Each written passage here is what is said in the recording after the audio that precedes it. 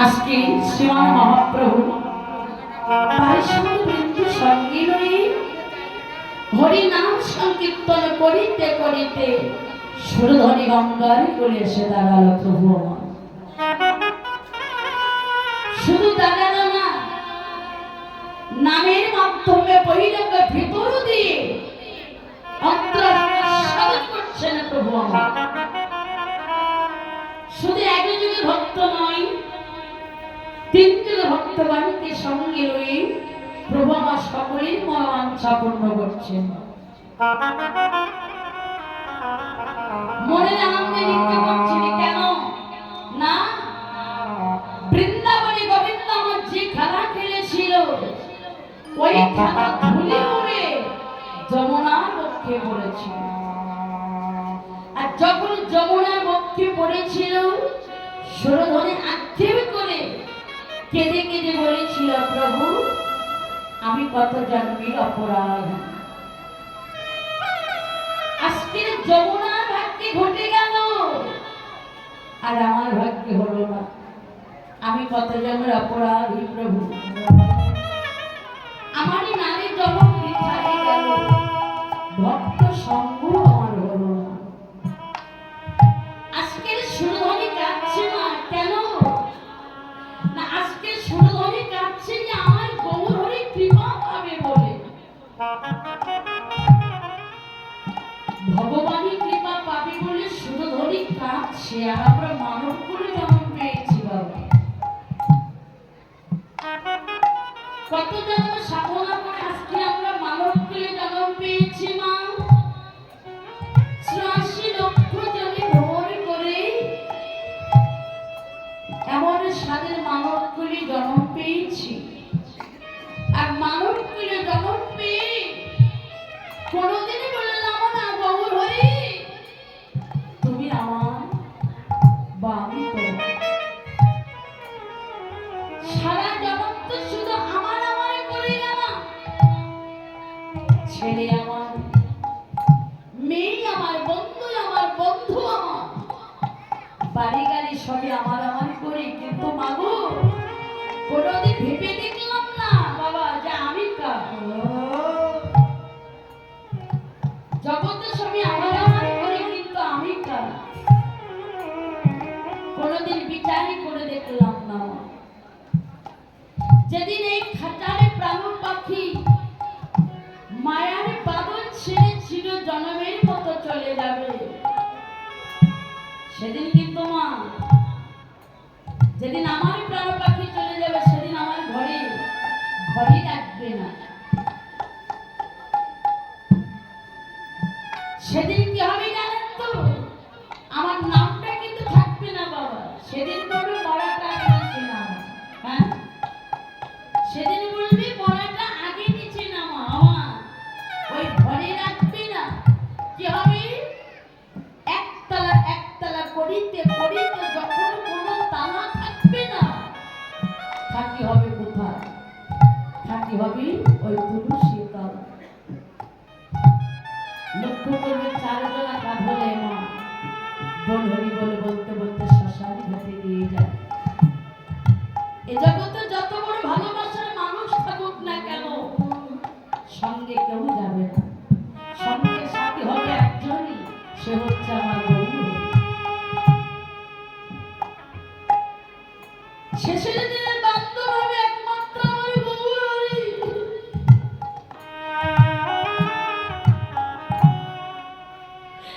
মহামন্ত্র হরি নাম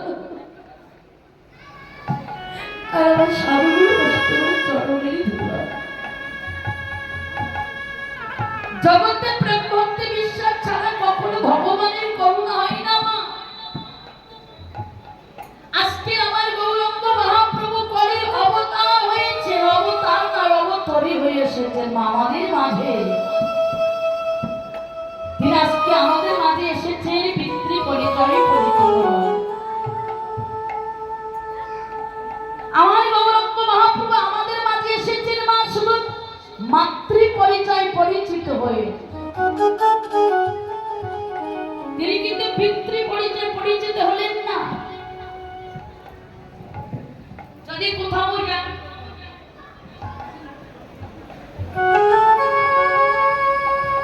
যদি কেউ নামটা জিজ্ঞাসা করে মা, যদি বাবার নাম জিজ্ঞাসা করে, এই কলিযুগে বর্তমান যে কলিযুগ চলছে, আমার মায়ের নামকে জিজ্ঞাসা করে,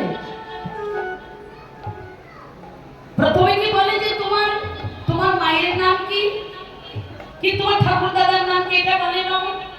প্রথমে জিজ্ঞাসা করবে তোমার বাবার নাম কি, বলে না হরিবা। প্রথমে কিন্তু বাবার নামটাই জিজ্ঞাসা করবে। কিন্তু আমার গৌরাঙ্গ মহাপ্রভু সে কিন্তু পিতৃ পরিচয় পরিচিত হলেন না, আমাদের মাঝে এসেছেন সে মাতৃ পরিচয় পরিচিত হলেন। কেন? আমার বাবা সুন্দরভাবে সেজে গুজে যাচ্ছে বাজারে, আর ছোট্ট একটা 5 বছর ছেলে কি 6 বছর ছেলে খেলছিল, গায়ে ধুলা মাটি, নাকে কম। বাবাকে দেখে ছোট্ট বাচ্চা ছেলে তো ছুটতে ছুটতে বাবার কাছে যাচ্ছে। বাবা, ও বাবা, আমায় কোলে নাও না, আমি তোমার সঙ্গে যাব। বাবা কোলে নিচ্ছে না, বাবা কিন্তু কোলে নিচ্ছে না। কেন নিচ্ছে না? ছেলেটির গায়ে আছে ধুলা মাটি, ময়লা, নাকে কম জমে আছে। বাবা তো সুন্দরভাবে সেজে গুজে আছে, বাবা কোলে নিচ্ছে। বাবা যতই সামনে এগিয়ে যাচ্ছে, ছেলেটা ততই বাবার কাছে চলে যাচ্ছে। ও বাবা, আমি একটু কোলে নাও না। বাবা কোলে নিল না। ছেলেটা কি করলেন মা? ছেলেটা কাঁদতে কাঁদতে মায়ের কাছে চলে গেল। মা খাচ্ছিল, মা খাচ্ছিল, ছেলেকে কোলে তুলে নিল। মা কিন্তু ছেলেটির গায়ে কি ধুলা মাটি আছে, মা কিন্তু দেখলো না। বাবা ছেলেটিকে কোলে তুলে নিয়ে মা ছেলেকে খাওয়াচ্ছে, মা নিজে খাচ্ছে।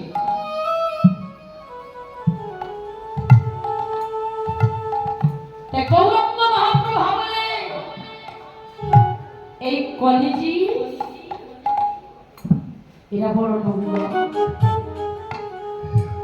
এরা সহজে হরিনাম বলবে না বদলে, এরা সহজে ভক্ত সঙ্গ করবে না, এরা সহজে ভক্ত চরণে ধরা অঙ্গে মাখিবে না, সহজে সাধুগুরু অষ্টমের বাগানে এরা মাথাটা নোড়াবে না। তাই গৌরাঙ্গ মহাপ্রভু মাতৃ পরিচয় পরিচিত হলে। কেন বাবা? কলিযুগে ময়লা মাটি কি এই জাগতিক জগতে এই ময়লা মাটি ধুলা মাটি কাদা না, এটা হচ্ছে আমাদের ভিতরে আছে কি পাপ্র পশুপতি অহংকার। পাপ্র পশুপতি অহংকার, এই পাপ্র পশুপতি অহংকার দূরীভূত করবার জন্য আমি পিতৃ পরিচয় পরিচিত হয়ে গেলে কলির নোংরা জীবকে আমি এদের কোলে তুলে নিতে পারবো না। তাই গৌরাঙ্গ মহাপ্রভু তিনি মাতৃ পরিচয় পরিচিত হয়ে এই কলি হত জীবকে হয়ে নেমে দিয়ে নিতাই হরি বল বলে আজকে আমাদের মাথা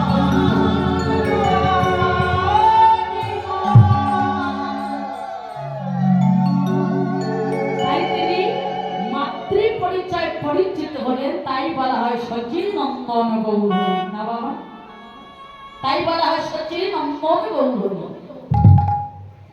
আজকে সেই ভক্তি ছাড়া ভগবানকে পাওয়া যায় না মা, অহংকার থাকলে ভগবানকে পাওয়া যায় না। প্রেম ভক্তি না থাকলে কখনো ভগবানকে পাওয়া যায় না। দেখুন ভোলা নামে এক ভক্ত ছিল, ওই ভোলা নৌকা চালাতো, সারাদিন নৌকা চালাতো, খুব গরিব ছিল। এখন ওই ভোলা যেখানে যেত, গ্রামে ছিল রঘুনাথজির মন্দির। তা ভোলা যেখানে যেত ওই রঘুনাথজির মন্দিরে প্রণাম করে যেত। গ্রামের সবাইকে জিজ্ঞাসা করতো, সবাই আমার ভোলা আজকে নৌকা চালিয়ে কিছু হয়েছে? বলে আমার রঘুনাথজি জানে। ভোলা কিছু খেয়েছিস? আমার রঘুনাথজি জানে। মানে যে যে কথা বলে ভোলা শুধু বলে যে আমার রঘুনাথজি জানে, আমার রঘুনাথজি জানে। সে রঘুনাথজি ছাড়া আর কিছুই সে জানে না। আমার ভোলার একটা ছেলে আর একটা মেয়ে। ছেলেটা মেয়েটা বড় হয়েছে। তা ভোলা ছেলেকে বলছে, বোনটা তো বড় হয়েছে, বিবাহ দিতে হবে। তো অনেক টাকা লাগে। তা গ্রামে ছিল বাবা, মানে সুদে লেনদেন করতো। হরিমা এখন যে সুদে লেনদেন করতো, ওনার কাছ থেকে টাকা ধার করে, মানে ছেলে বলছে বাবা তুমি ওনার কাছ থেকে কিছু টাকা ধার করে নিয়ে আসো, আমরা দুজনাই মানে খেটে ওই টাকাটা একসঙ্গে করে আবার ফেরত দেব, বোনকে বিবাহ দেব। কে দেখো সেই রঘুনাথজি যখন টাকাটা আনতে যাচ্ছে, ভোলা রঘুনাথজি মন্দিরে যেয়ে বলছে, রঘুনাথজি তুমি দেখো আমি যেন টাকাটা পাই। হরিবল। এবার রঘুনাথজি প্রণাম করে গেছে ওই গ্রামে মহাজনের কাছে।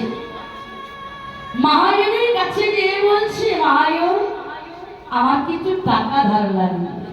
কত টাকা লাগবে? বলে 800 টাকা হলেই হবে।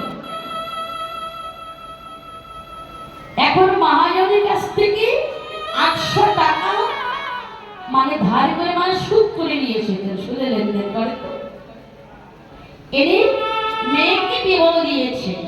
আমার কিছুদিন পরে ওই ভোলা আর ভোলার ছেলে দিনরাত পরিশ্রম করে সুদে আসলে টাকাটা এক জায়গায় করে মহাজনকে, মহাজনের বাড়িতে গিয়ে মানে ফেরত দিতে গেছে। যাবার আগে রঘুনাথজির মন্দিরে প্রণাম করে বলছে, রঘুনাথজি তুমি দেখো আমি যেন ঠিকঠাক এই 800 টাকা সুদে আসলে ওনাকে আমার ফেরত দিতে পারি। এখন সেই মহাজনের কাছে গেছে। মহাজনের কাছে যে টাকাটা যখন ফেরত দিলে, মহাজন লিখলেন যে আমি 800 টাকা সুদে আসলে আমি ফেরত পেলাম। ভোলাকে বললেন, ভোলা তুমি এখানে একটা সই করে দাও। ভোলা বলছে, বাবু আমি তো লেখাপড়া জানি না, আমি সই করতে জানি। এখন দুষ্ট মহাজন তো হরিবল এই সুযোগ পেয়ে বললেন, ভোলা টেবিলের পরে জল আছে, জলটা নিয়ে আসবো। কোন রকম নকশা করে পাঠিয়েছেন বাবু। হ্যাঁ, আর ওই যে মানে ফাইলটা ছিঁড়ে অন্য ফাইলের ভিতরে ঢুকে রাখলেন। কিছুদিন পরে ওই দুষ্ট মহাজন ভোলার নামে কোর্টে কেস করেছে। হরিমা যখন কোর্টে কেস করে দিয়েছে, কিছুদিন পরে ভোলার নামে কোর্ট থেকে নোটিশ এসেছে। ভোলা বলছে আমার নামে নোটিশ কেন? যখন দিন পড়েছে বাবা, কোর্টের দিন পড়েছে। ভোলা সে মহাজনের মন্দিরে প্রণাম করে রঘুনাথজির চরণে প্রণাম করে বলছে, রঘুনাথজি তুমি দেখো এখন কোর্টে গেছে, জজ সাহেব ডাক দিয়েছে। ভোলা বাবু তুমি কি মহাজনকে 800 টাকা সুদে আসলে তুমি কি শোধ করে দিয়েছো? ভোলা বলল হ্যাঁ। তা তোমার সাক্ষী কে? তুমি যে সুদে আসলে ফিরে দিয়েছো মহাজনকে, তোমার সাক্ষী কে? ভোলা বললেন আমার সাক্ষী, আমার সাক্ষী রঘুনাথজি। ওই রঘুনাথজি। বাবা, ভোলা সরল সোজা হলে কি হবে? তার ভিতরে ছিল অভাব ভক্তি। রঘুনাথ তো আসেনি, আবার কঠিন দিন ফেলালো। এবার যখন কঠিন দিন ফেলালো, ওই জজ কি করলে? রঘুনাথের নামে নোটিশ পাঠালেন পিয়নের দ্বারা। এখন পিয়ন সাহেব সেই নোটিশটা নিয়ে ভোলায় গ্রামে সমস্ত জায়গায় খুঁজে বেড়ালো, রঘুনাথজির বাড়ি খুঁজে পেল। সন্ধ্যা হয়ে এসেছে, শেষ পর্যন্ত রঘুনাথজির মন্দিরে পুরোহিত দাঁড়িয়ে আছে। আচ্ছা বাবা, এখানে রঘুনাথজির বাড়িটা কোথায়? পুরোহিত বললে, সেটা তো আমি জানি না, তবে রঘুনাথজির মন্দির এখানে। এখন ওই পিয়নের সাথে চিন্তা করলেন, সকাল থেকে ঘুরে ঘুরে রঘুনাথজির বাড়িতে খুঁজে পেলাম না, যাই এই মন্দির এই পুরোহিতের কাছে এই নোটিশটা রেখে যায়। এখন পুরোহিত পড়ে দেখে যে আমার রঘুনাথজির নামে নোটিশ এসেছে।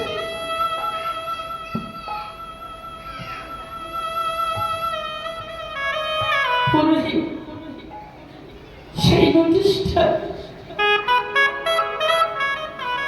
রঘুনাথের চরণে দিল। প্রভু, ভোলা তোমায় ছাড়া আর কিছুই জানে না, তোমার নামে নোটিশ এসে যদি ভোলার হয়ে তোমাকে সাক্ষী দিতে হবে। দিন পড়েছে,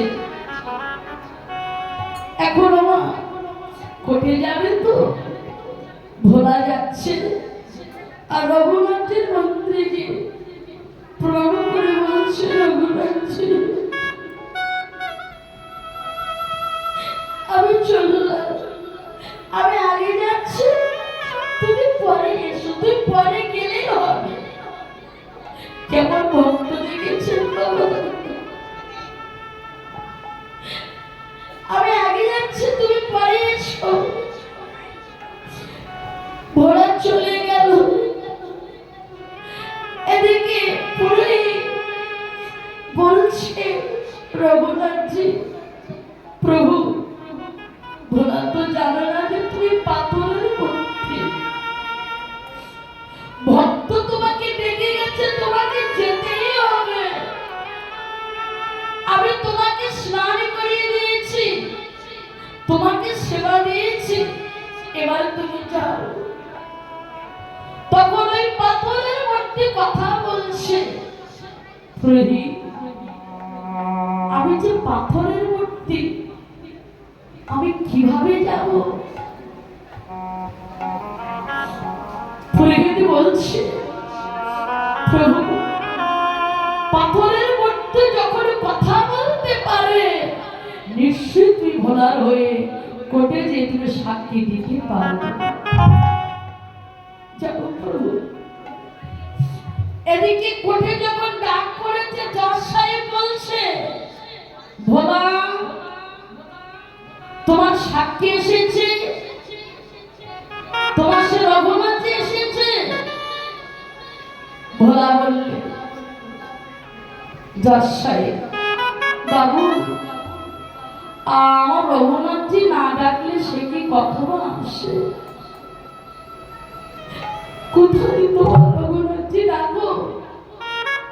পিয়ন সাহেব বাহিরে গিয়ে ডাকছে, রঘুনাথজি, ও রঘুনাথজি, রঘুনাথজি হাজির হও, রঘুনাথজি তুমি হাজির হও। এমন সময় দেখে একটা বৃদ্ধ বয়স, সুন্দর চেহারা, সাদা ধুতি পরানো, মাথায় কুচকোচানো চুল, বলছে আমি রঘুনাথজি। তোমাকে কোর্টে ডাক করেছি, চলো। রঘুনাথজি গেছে। জজ সাহেব বলছে তুমি কি রঘুনাথজি? বলে হ্যাঁ। বলো আচ্ছা ভোলাজি 800 টাকা সুদে আসলে ফেরত দিয়েছে, তুমি কি জানো? বলে হ্যাঁ জানি। আচ্ছা কোথায়, কিভাবে? তখন রঘুনাথজি বলছে জজ সাহেব আমি বলছি ওই দুষ্ট মহাজন এখানে থাকো, এখানে থাক। আর আপনি এখান থেকে একজনকে পাঠিয়ে দেন ওই মহাজনের বাড়িতে 312 নম্বর ফাইলের ভিতরে ওই কাগজটা ঢোকানো আছে, যে কাগজের ভিতরে লেখা আছে যে আমি 800 টাকা সুদে আসলে ফেরত দেওয়া। সেই বাড়িতে গিয়ে সেই 312 নম্বর ফাইলের ভিতরে সেই কাগজটা পেলে জজ সাহেব পড়লেন। ওখান থেকে দুষ্ট মহাজনকে সাজা দিলে, ভোলাকে ছেড়ে দিল। এদিকে জজ সাহেব মনে মনে চিন্তা করছে জীবনে কত বিচার করেছি, কত সাক্ষী দেখেছি, কিন্তু এমন সাক্ষী আমি কখনো পাইনি, কখনো দেখি। জজ সাহেব ঘুমাতে পারছে না। পরের দিন ভোলাকে ডাকলে, একজনকে পাঠিয়ে দিলে ভোলাকে ডেকে নিয়ে আসে জজ সাহেব। ভোলাকে ডেকে এনে বললেন ভোলা এই যে রঘুনাথজি, তোমার কি হয়? তোমার গ্রামের কেউ না বাইরের কেউ? কেন? এই রঘুনাথজি এ তো আমার মন্দিরেই থাকে, রঘুনাথজি তো মন্দিরেই থাকে। জজ সাহেব ছুটতে ছুটতে আসলেন ভোলার গ্রামে সেই রঘুনাথজির মন্দিরে। রঘুনাথজির মন্দিরে এসে দেখে বাবা সেই সাদা ধুতি পরা আছে, মাথায় কুচকুচানো চুল, খুব সুন্দর চেহারা। ওই জজ সাহেব রঘুনাথজিকে দর্শন করে জজকে মাথা রেখে পড়ে গেলেন আমার সেই রঘুনাথজির চরণে।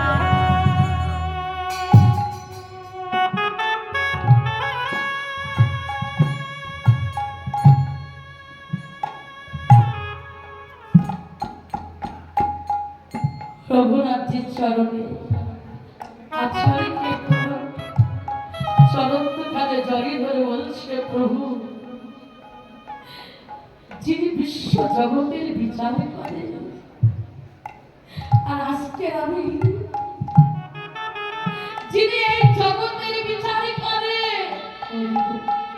আর আমি তার বিচার করেছি প্রভু, আমি তোমার বিচার করেছি, আমি যে অপরাধ করেছি প্রভু।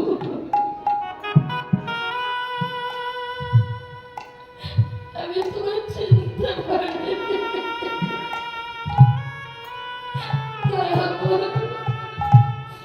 যিনি জগতের বিচার করে, আজকে আমি কিনা তার বিচার আমি করব না। আমি যে অপরাধ করেছি এমন সময় ভোলা এসে দেখছে যে সেই জজ সাহেব আমার রঘুনাথজির চরণ ধরে কাঁদছে, মন্দিরের ভিতরে ধুলাই গড়াগড়ি যাচ্ছে।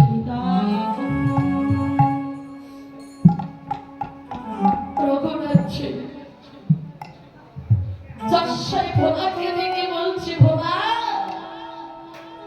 ও ভোলা আজকে তোর হয়ে কোর্টে সাক্ষী দিয়েছে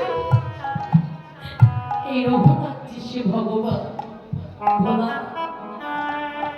তোর জীবন ধন্য।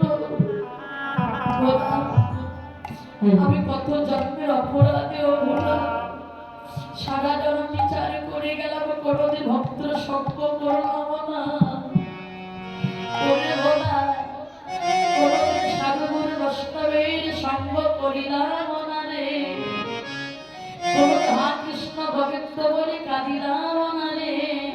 ওরে ভক্ত ভক্ত রে বলি আয় ভক্ত একবার সঙ্গ করি।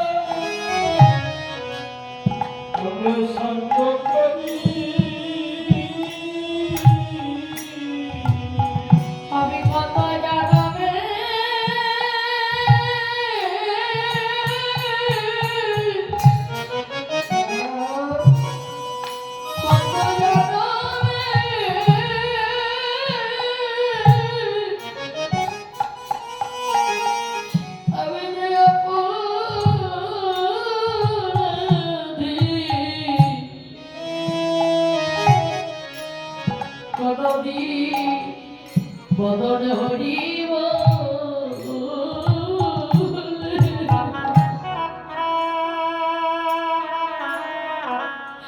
ভক্ত সঙ্গ করিল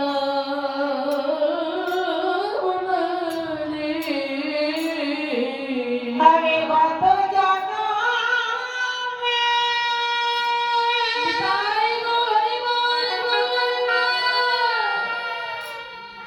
আমি কত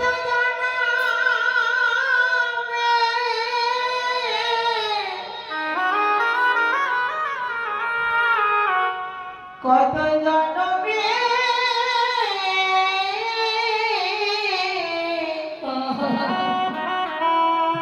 অপরাধী ভক্ত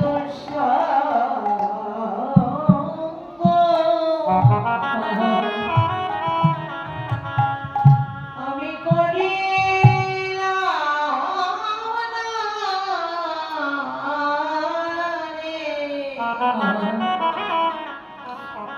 কোনদিন হরি বলে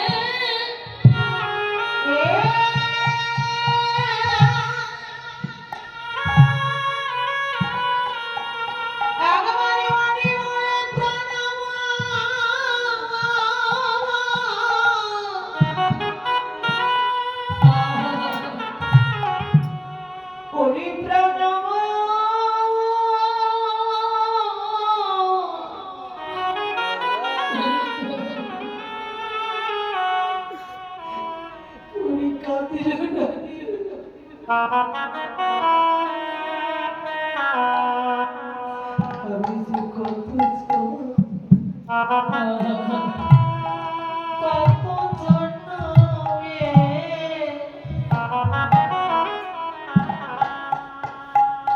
আমি বড়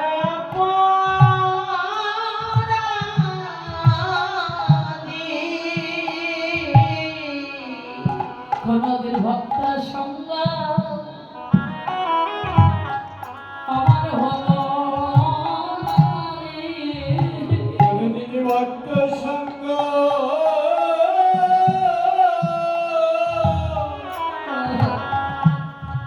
আমার হলো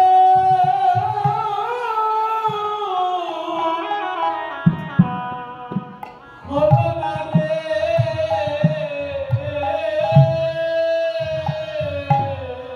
কোনদিন কৃষ্ণ বলে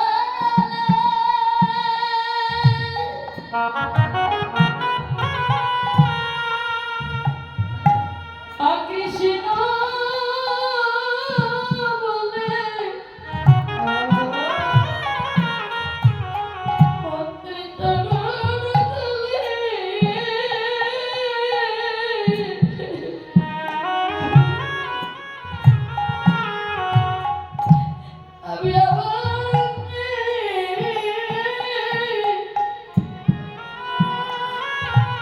আমি মাখিলাম না রে।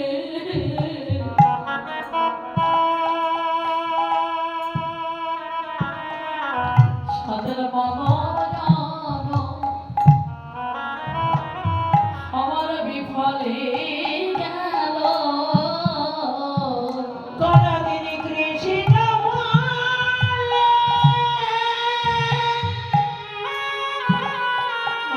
হরিমা আমি কৃষ্ণ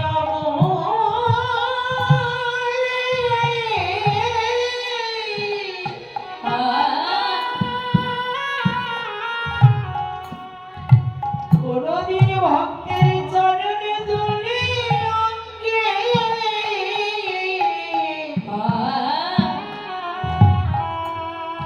আমি মাখিলাম না রে।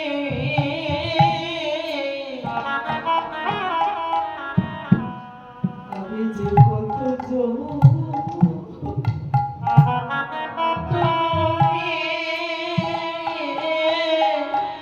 হরিমা কত জনমের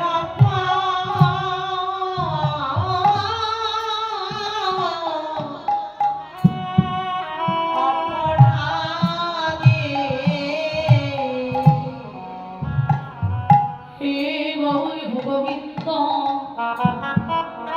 তোমার চরণে আমার নিবেদন রইল আমি যে তোমার চরণে বড় অপরাধ করেছি যেদিন আমার তোমার প্রাণ পাখি ছিল জনমের মতো যাবে চলে যাবে যেদিন আমার বদনে কৃষ্ণ বলা পাখি আমার কৃষ্ণ বলিবে না আমি যেদিন তোমার পাহাড় ঘাটে পানের লাগি যেদিন তোমার ভব নদীর কিনারে আমি দাঁড়াইব ওই প্রভু তোমার চরণে আমার নিবেদন রইল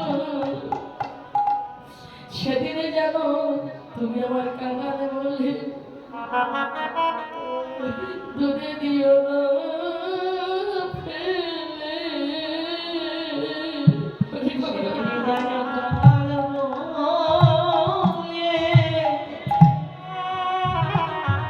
দূরে দিও না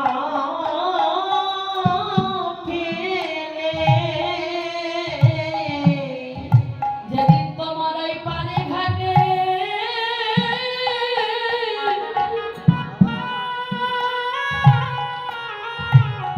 আমি একা একা দাঁড়াইব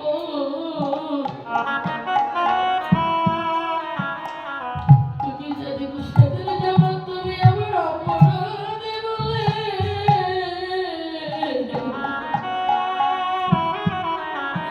যেন দূরে দিও না ফেলে।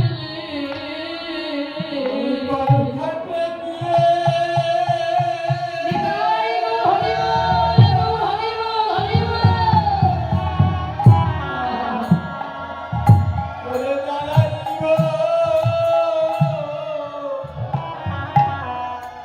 তুমি যেন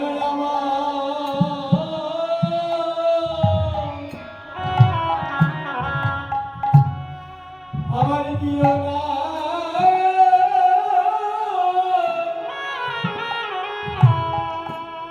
আমার দিও না ফেলে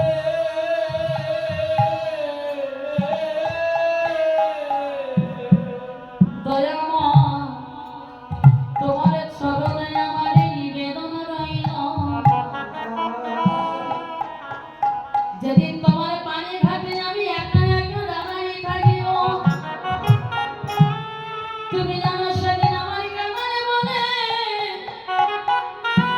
কামালে বলে যেন তুমি দূরে দিও না ফেলে তোমার চরণে আমার নিবেদন রইল আমি যে তোমার সদর জানি না তোমার ভজন জানি না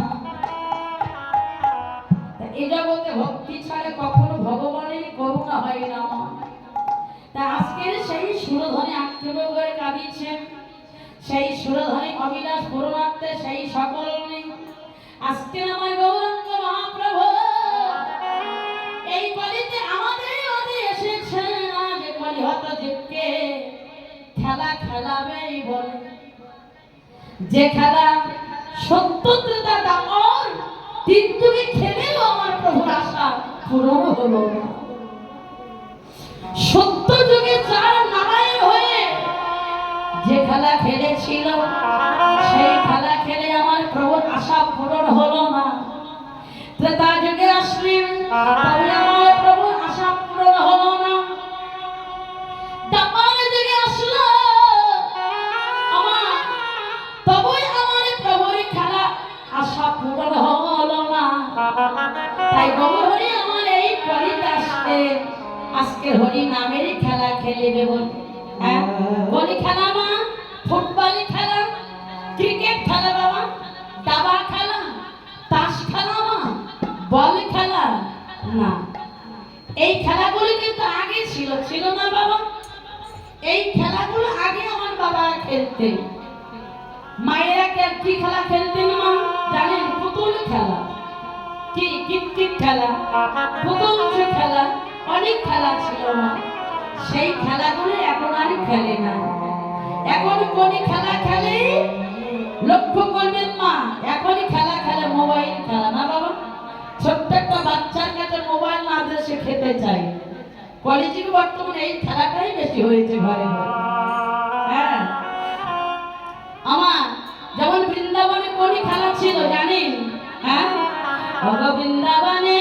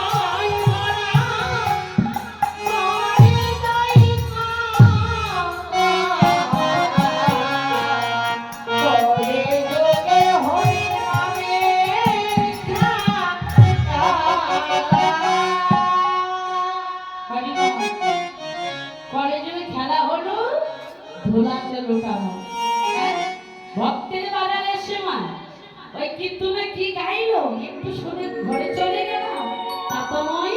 কলেজের ভক্ত হতে হবে, মনটা থাকতে হবে শান্ত শিষ্ট।